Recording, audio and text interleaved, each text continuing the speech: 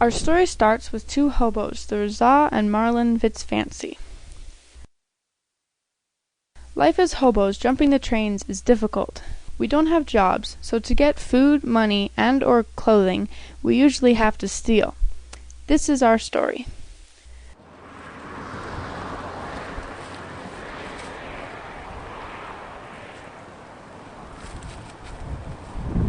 The first rail line we jumped was the Atchison, Topeka, and Santa Fe Railroad, abbreviated AT and SF.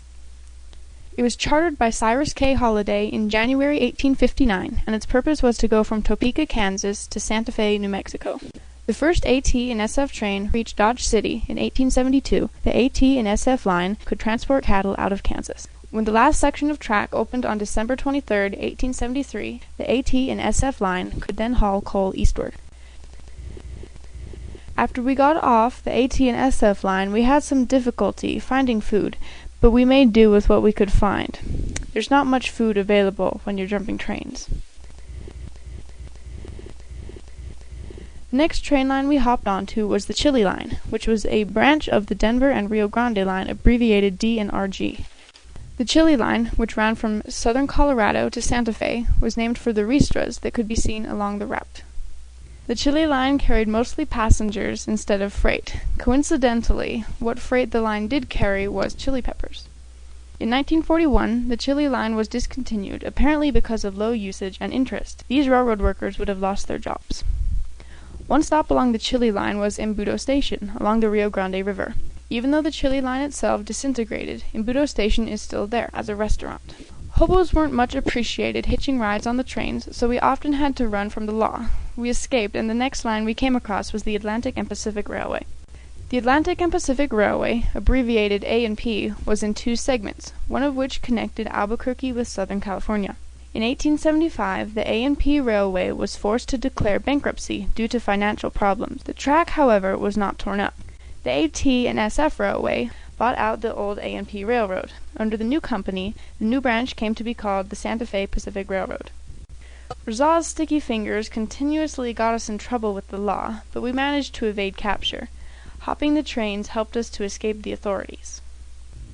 We hopped many trains in New Mexico in the good old days, and we hopped not only those three lines, but many others as well.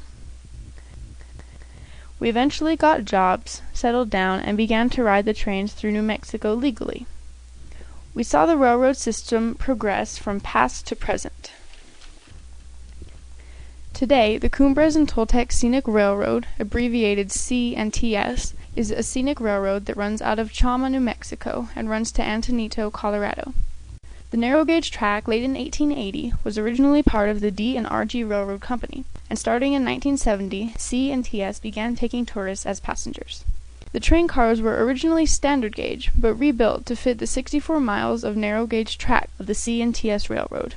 In 1973, Chama and the C&TS Railroad was listed in the National Register of Historical Places. Chama also has one of the most complete railroad yards in the United States. We also used to hop freight trains in New Mexico, such as the BNSF trains that are still in operation today. BNSF stands for Burlington Northern and Santa Fe Railway, and is the main freight company in New Mexico, as well as the rest of the United States. BNSF was formed on December 31, 1996, when the AT and SF Railroad merged with the Burlington Northern Railroad.